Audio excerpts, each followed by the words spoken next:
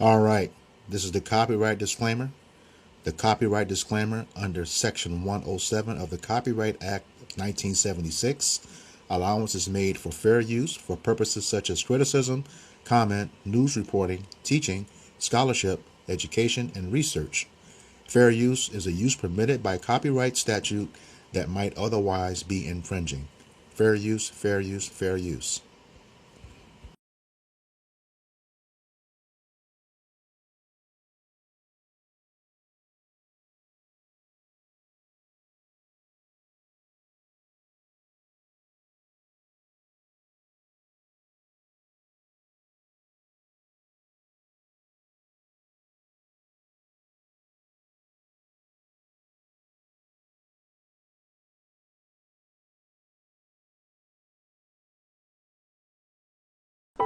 The lynching of Michael Donald. Michael Donald was born in Mobile, Alabama on July 24, 1961, and was the youngest of 6 children. In 1981, Josephus Anderson, an African-American charged with the murder of a white policeman in Birmingham, Alabama, during an armed robbery, was tried in Mobile, where the case had been moved in a change of venue. The trial ended with a deadlock of a mixed white-black jury. At a meeting held in Mobile while the jury was still debating, members of the Unit 900 of the United Klans of America complained that Anderson was not still convicted because the jury had African-American members. Benny Jack Hayes, the second highest ranking official in the UKA, reportedly said, "If a black man can get away with killing a white man, we ought to be able to get away with killing a black man." On Friday 20th, 1981, a mistrial was declared on all 4 counts.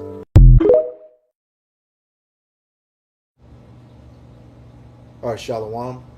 We are the Hebrew Israelites from the Indianapolis branch of the Great Millstone. We're here to give all praises, glory, and honor to Yahweh, Ba'ashem, Yahushai, Ba'ashem, Rakadash. Double honors to our apostles and elders of Great Millstone who rule well in teaching us this 100% truth. Salutations to them and our fellow Akim who labor in this truth week in and week out on the highways and byways. Also, salutations to the hopeful elect of the scattered 12 tribes of Israel, scattered to the 4 corners of the earth, that be like it to the speckled bird, also known as your Israelite foreigners and your so-called Negroes, Latinos, and Native Americans. To you, we say Shalom. Shalom. All right, this is another installment of our camp series called For Thy Violence Against Thy Brother Jacob. Today, we'll be dealing with an article from EJI, which means Equality Justice Initiative. A link to this article will be put into the description box of the video. And today's lesson will be on the hanging of Michael Donald. And as you can see on the screen, it's titled, On This Day, March 21st, 1981, Michael Donald hanged by members of the Klan in Mobile, Alabama. All right, but before we get into the article, we'll get to open the scripture. Oh, I got it. Go ahead. This is Obadiah Obadiah 1 and 8 and 10. It says, "For thy violence against thy brother Jacob, shame shall cover thee, and thou shalt be cut off forever." This whole chapter is dedicated to the demise of Esau Edom, the so-called white man who is the wicked, according to Malachi 1 and 4. All right, and it says it's talking about for his violence against who? Jacob, the 12 tribes of Israel. You know, the so-called Negroes, Latinos, and Native Americans, and those scattered abroad to the 4 corners of the earth. All right, who are Israelites by blood. Okay, not by that dumb conversion Judaism shit. This is about blood. All right, descendants of Jacob. All right, and it says the shame shall cover them. And what's their shame right now? All of their history, you know, is being revealed 365, 24/7, around the clock. The stuff that they've done to the children of Israel and the rest of the world, for that matter. Okay, all right, wherever we are, you know, they just bring havoc everywhere. You know, I was just reading today the leaders of France saying that they've just approved something to remove all of the leaders of Africa that they don't like. Ain't that some shit? You know, you way over here, they way over there, and you mad because they won't do what you tell them to do. You're trying to rape the resources from that area, rape the resources from that area. Okay, that's the shame that's coming upon you, and you don't like it. That's why you're trying to erase history. You know, removing stuff from the museums, removing monuments, so on and so forth. Okay, it says you you're going to be, you know, you're going to be cut off forever. So, hey, we're on the cusp of that right now. You know, you're already angry because your history is coming out, all right? And you're going to have to pay for it. You know, you're going to be cut off forever. You will no longer exist. Yes, Esau, Edom will be exterminated, you know, after they serve their captivity for 1,000 years. You know, you're going to rule over them in righteousness, okay? And when you don't want to serve, hey, like the scriptures say, you got to be taken out, according to Isaiah 60:12. You know, utterly wasted. All right. It's the article. Okay. All right. We'll go ahead and get into the article. Like I said, it's on the screen. We'll put a link to this article in the description box of the video. It says, on March 21st, 1981, a 19-year-old black man named Michael Donald was beaten, strangled, and slashed at the throat and hanged in Mobile, Alabama, by two members of the United Klans of America. If I may jump in there real quick, I'm bringing out Amos 1:11, but you'll see this precept. It does come out a lot. All right, when we're going through this, for thy violence against thy brother Jacob's here, man. All right, so Amos 1:11 says, "Thus saith the Lord, for 3 transgressions of Edom, and for 4 I will not turn away the punishment thereof, because he did pursue his brother with the sword, and did cast off all pity, and his anger did tear perpetually, and he kept his wrath forever." All right, so in the first couple sentences of this article, you can see a prime example of him casting off all pity, man. All right, because a lot of times, man, what they did to Jacob was overkill, man. All right, it said he was beaten, strangled, slashed at the throat, and then they hung him, man. All right, that's a prime example of not showing no pity at all, man. Mm-hmm. All right, they had already beat him probably half to death, I'm assuming. All right, strangled him and slashed his throat, and then on top of that, they hung him, man. All right, that's why Esau, Edom, all right, the so-called white man cannot go get away, all right, with the things that he's done, man. Mm-hmm. All right, the Lord say he's not gonna quit the wicked, man. Meaning he's not gonna free him of his charges, man. All right. Esau Edom doesn't have any pity towards the nation of Israel. That's why they can do the things that they do, man. Mm-hmm. All right, no heart at all, man.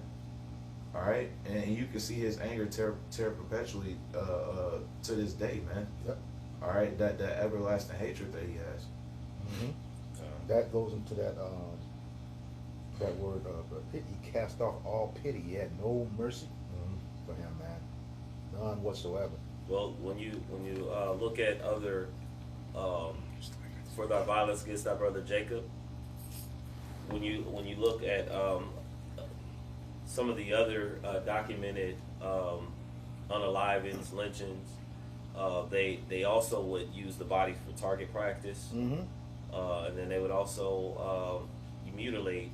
You know, they would dismember the bodies as well. Mm-hmm. You know. And take parts of these men's body, and they pretty much have them in glass jars. Yep. You know, souvenirs, send them off, postcards. Mm-hmm.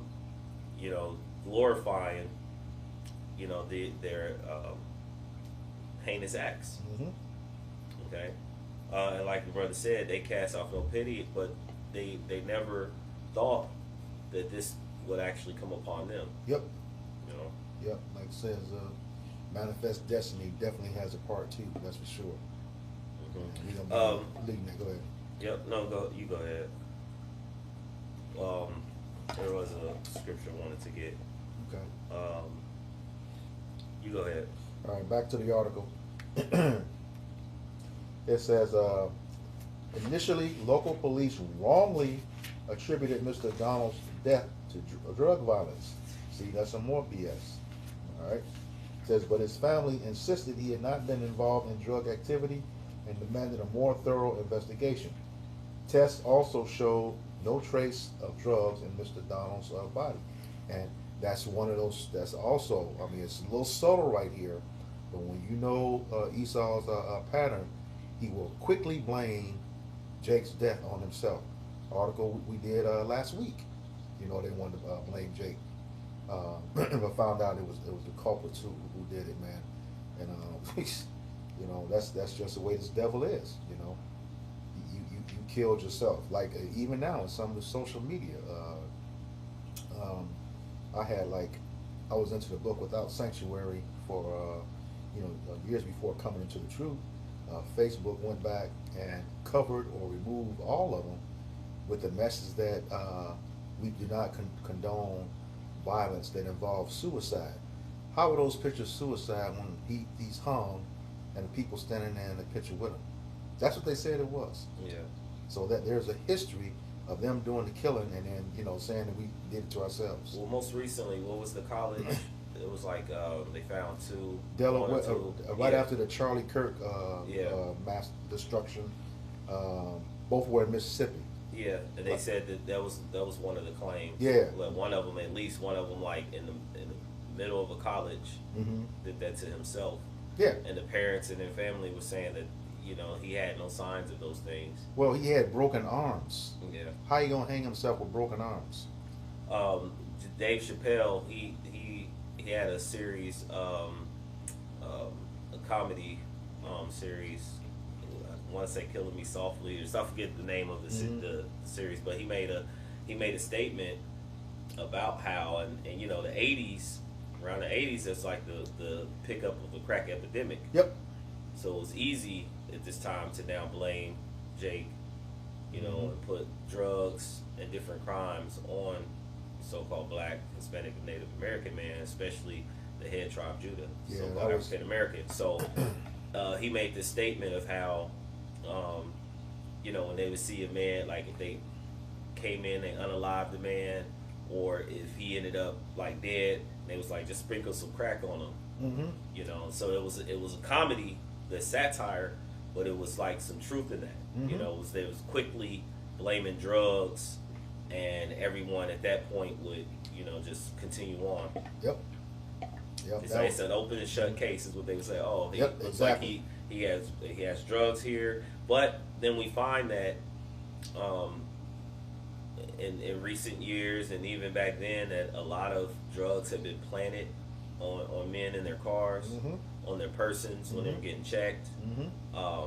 They were blamed, you know, for having, you know, drugs, and then they were seized and taken to jail. God, they show you this in this old blaxploitation film called Free the Hard Way. They had Jim Kelly, Fred Williamson, and Jim Brown. And ironically, the movie was based in Detroit, but it was dealing with the same situation that was going on in Flint, Michigan not too long ago, which on a clean day is a 30-minute drive straight down I-75 in Michigan, where in Flint, you know, they were poisoning the water. Okay, this movie was based on the same thing in 1974. Okay, same thing, and one of the scenes was where the cop, you know, they knew that these three were trying to, you know, thwart that whole situation. One of the policemen, you know, pulled him over, had him get out of his car, searched him, and then he said, you know, get your stuff out of the car. He said, my license stuff's in my car. So he reached in to get it. Cop draws the gun. What's that in there? He tried to set me up, so he started doing karate and shit. Well, here's the thing. Cops. Well, here's the thing too. Like you had there was a point, if you go back like last 5 years, 6 years, you know, you had like a increase of it being visually out in the open. When you had I'm not gonna remember everybody's name, but Trayvon Martin. Yep. How he was walking. You know, these are like this story is what reminds me of things like that. Trayvon Martin. You had the one guy who was he was like a janitor, or he worked at the school, but he actually told the police that he had the gun. He was like in North Carolina, I believe it was, and he told them that he had it in the car, and his woman was like the driver, you know, and he ended up Philando Castile, Philando, Minnesota, yeah. You know, you had the one female who later went to jail, and she was Sandra Bland. Like you started seeing this was like back to back to back, you know, and then of course they stayed on George Floyd. Yep. you know. But then prior to him, you had the one big guy in New Jersey, Eric Garner. See, like these were, and then there's a list. The one young man, young man who had a toy gun, it had the orange at the tip. Rice. See how, you know. So these things has been like pushed in it, like it was put out in the media for our people as a terror. Yep. You know, to be scared, and then what happens is you start to see folks like trying to riot, or not riot, but like they go out and they try to fight for rights and things like that. And then at the same time, you're trying to teach their children, well, when they show up, put your hands on the steering wheel, put your hands here, make sure you talk polite and you do these certain things. But yet, you know, you do those things because it tells the scripture, say, at all possible, live peaceably with all men. But many of our people lack the understanding that these people completely hate you. So regardless of what you do at your job, how well you present yourself, whether it be to their standards or however, they're gonna hate you. Yeah. You know, it's only if you have Yahweh Bashim Yahushai that you can skate by or get through many of these circumstances. I don't say in between Philando Castile and Eric Garner, don't forget Alton Sterling too. He was outside of the store selling CDs. Yeah. And the cops rolled up on him, and you could see one cop holding one arm down, the other cop got a knee on his other arm. Talking about he's got a gun, and stuck that gun right at his heart and shot him. Yeah. Oh, yeah. It was in Baltimore? I forget exactly. exactly. Okay. Because there's a guy, Freddie Gray was Baltimore. There's Baltimore, where he ended up in the paddy wagon. Yep. Slammed around, broke his neck and then, So there's like stories upon stories of how our people have been in the hands of these devils. And in the process, we come out bad, and yet on occasion they do a wrongful lawsuit because it's easy to throw money at something and make it go away. But the Lord is going to still pay, have vengeance. He's going to come back. Let me read this real quick. James chapter 2 verse 13 says, "For he shall have judgment without mercy that have showed no mercy, and mercy rejoice against judgment." So because you have showed no mercy unto the children of Israel, there's another scripture that's coming to mind. I'll pull it, Lord willing, pull it later. When the Lord returns, he's not going to have mercy upon you. Nope. This is the book of Obadiah, verse 15. It says, "For the day of the Lord is upon all the heathen." So that's not just the so-called white man. He's just the head. He's just the leader, the head, the king of Babylon, of the world, starting with the top elite banking families. But all the heathen are going to receive judgment, and it says, "As thou hast done, it shall be done unto thee. Thy reward shall return upon thy own head." So all the things in which you've done in righteousness, the Lord is going to repay, and he's going to allow for his people to get payback as well. So that day of reckoning is actually coming. I got something to back you up on that. James 2 and 13. This is book of Psalms 109, beginning of verse 12.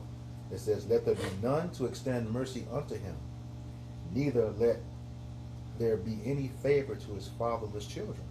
Okay, so that just goes to show, the Lord does not only deal with the individual, he deals with the nation or the generations. All right, it goes on to say, verse 13, "Let his posterity be cut off." And that's like reiterating that, because the word posterity means from the progenitor of a nation to the furthest descendant of that same nation. It's talking about Esau, Edom. And then the generation following, let their name be blotted out. So, like I said, they're going to pay. They're going to be no more, man, when it's all said and done. All right? You got something? Just a real quick one. It's Exodus 23 and 1. It says, "Thou shalt not raise a false report. Put not thy hand with the wicked to be an unrighteous witness." But the main point being, "Thou shalt not raise a false report." And they a lot of these stories, you'll see that they did that a lot, man. all right, to try to cover up the wickedness that they done, man. Mm-hmm.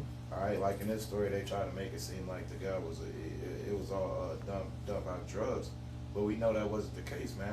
How does someone on drugs, all right, hey, beat themselves, slash their own throat, and hang themselves, man? That don't even make sense, man. But that's the things that Esau was able to get away with because he's in power, man. Mm-hmm. All right. So hey man, Esau, hey, they have a heavy tab to pay. Yep. All right. We get more on the article. Yep. Okay, back to the article. It says, authorities later charged Klansmen Henry Hayes and James Knowles with Mr. Donald's murder and charged Benjamin Cox Jr. as an accomplice. Man, that sounds just like the dudes in Georgia. What was the guy's name? He hunted him down and shot him down? I forget his name.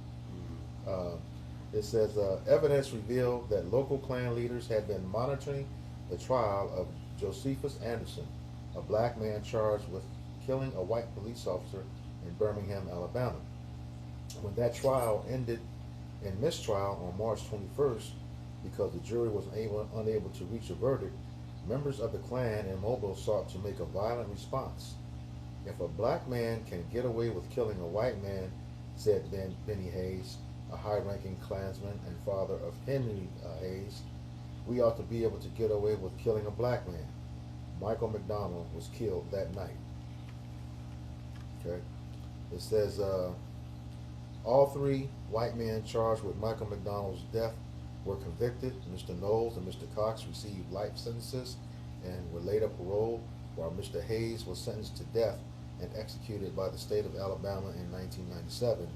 In 1984, Michael Donald's mother, Beulah Donald, sued the United Klans of America. She ultimately won a $7 million wrongful death suit, and though very little money was collected, the ruling did bankrupt the white supremacist organization. All right, that's the end of the article. All right. Precept. I was going to say here, what they didn't include here, I watched some supplemental videos. Also, they didn't get money. Property was seized, you know, in that case. Now, I don't know if she still has it or not, but probably not. You know how they are. It was seized, so something was collected. Is that that last part? Yeah, that was the last part. Okay. This is precept. I was looking for one, but I came across this one. It's Proverbs 28:15. It says, "As a roaring lion and a raging bear, so is a wicked ruler over the poor people." And of course, the poor of the people are the Israelites, and we're currently under a wicked rulership. And I just pulled that up as far as in the chat, as far as the meaning, and it just gives imagery. It says the lion, charging bear. Just says in the ancient world, these animals symbolize fear, violence, and destruction. And so this is what a wicked ruler, Esau, Edom, so-called white man, has been to our people, a complete terror unto our people. And then they project, those very things not only upon our people, as far as calling them criminals, calling our people sexual deviants, all those things in which they push. Then you have, then they talk about the other nations of how they're. You heard Trump recently, not to go too far, how he spoke about the leaders of Iran.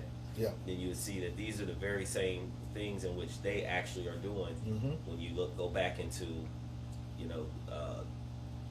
their own homeland. Yep. How they're not able to, the Epstein files and things of that nature. But it says a wicked ruler, a corrupt and unjust leader, someone who abuses power, acts selfishly, and rules without moral restraint. So if you look, moral restraint, this is completely this people in today's time, the Lord speaking of. Yep. It says helpless, okay? This is the poor people, those with little power or protection in society. They are the ones who suffer most when leadership is unjust. So, if we're looking at today's time, who's suffering the most? As far as all the things that actually happen in the earth, the so-called blacks, Hispanics, and Native Indians, You know, the 12 tribes of Israel, they're the ones that's suffering the most, and they're the ones that are in need when it comes down for salvation. Mm-hmm. This is why the Lord, you know, it tells us in Luke 1, you know, that we may serve Him without fear. You know, that He's going to save us, roughly paraphrasing. All right. Yeah, something. Yeah, this is Sirach or Ecclesiasticus, chapter 13. Okay, we're going to end. Okay, chapter 13 and verse 3. It says, the rich man hath done wrong, and yet he threateneth withal. The poor is wrong, and he must entreat also. So what that's saying is, when the rich man could do stuff, he can get away with it, okay, with impunity, you know, and make you look bad for it. Later on in this book, I think it's chapter 23 and 15, says, he that is accustomed to opprobrious words can never be reformed, okay? And opprobrious means to bring shame and disgrace, okay? Which, you know, goes into the accuser of our brethren, which is Esau Edom. Okay, he will never be reformed, right? It's like he cannot he cannot learn righteousness. That's what this devil is, okay? And then it says the poor is wrong, and he must entreat also. So even when you tell the truth on these people, you know, you get penalized for it. Okay, you don't want to have to apologize, even if it's the truth. Okay, that's what that means. You know. Let me jump in real quick. Go ahead. This is Proverbs, and you can speak on it. Proverbs, chapter 18, verse 23. It says, "The poor uses entreaties, but the rich answer roughly." Yeah, yeah. That's there. The poor using entreat. Oh well, you know, I'm sorry. That's not what I really meant. You know, you have to apologize to these people. And I tell you, you know, us out here doing this work, no, you're not going to tell us something is red and we can see that it's blue. We're going to tell you just like it is. Don't give a fuck how you feel about it. This is the truth about you. You know, and everybody's starting to see it now for them own selves, even though they still have to see that truth about you, but have a problem seeing the truth that we are the true people of the Bible, the true Israelites. Okay? Which is going to cause a problem for you, because in that same book of Ecclesiastes, it says what it says: when a rich man speaks, everybody holds him up. You know, holds it Extol it to the clouds. yeah, extol it to the clouds. Yeah, but when a poor man speaks, they look down on him. You know, and that's okay, because what's that? Wisdom of Solomon 5 is going to tell you they're going to be pretty much amazed by the strangeness of our salvation. They're like, shit, that was them we was talking about. Yeah, you're gonna catch it. But yeah, that proverb. Read that again. Yep, Proverbs it says 18. Proverbs chapter 18, verse 23 says, "The poor useth entreaties, but the rich answereth roughly." And that's the thing. They could be brash about their response. You hear that term? They double down on this and double, even though they're wrong. They double down on it. That's what that means, because they have the power. They control the media. You know, can pretty much change the narrative of any story. One example is where they were speaking of the Epstein files, and I want to say it's Christy, but I forget the lady. The one that just got fired. Could have been Christy Nome. Could have been, but Looked then like, I'm also thinking of the blind. I always mix Pam Bondi. Yeah, it was somebody who was they were questioning her. Christy Nome looks like the character from Saw, with the cheeks. Yeah. So they were questioning her this, and she pretty much has said, this is answering roughly. You know, they're asking her about these Epstein files, and she says, she's like, everybody was worried about the Epstein, roughly paraphrasing, you worry about the Epstein files. She said, but stocks have gone up. All the Dows, 50,000 points. That's Pam Bondi. She said that. Yeah, Pam Bondi. Okay, The so blonde airhead. yeah, so it's like, get over it. Yeah. When they talked about us, lift up, you know, your boots, you know, you pull yourself up by the bootstraps, you know. And they just stole the straps. Exactly. So these are the things. They talk about how the enemy, you know, he puffed up, you know. Yeah. And he's also doing it toward, you know, his own brethren, Yeah. his own brothers, Yeah. you know, the other nations, You know, he actually started that off. When I say he, Trump, when he stood before these people at NATO and spoke about how, and he tells you how, you know, men of these other leaders, how of a bad job they're doing, you know, and how they're not good leaders. And he speaks that strongly, you know, about certain ones when certain names come up. You know, that puffeth up. I got a precept to back you up on that. Yeah. This is Psalms 10, and put it in context. I'll start at verse 4. It says, "The wicked, through the pride of his countenance, will not seek after Yahweh Bashem Yahushai. Yahweh Bashem Yahushai is not in all his thoughts." That's because he thinks he is the Most High. You know, the scriptures tell us that.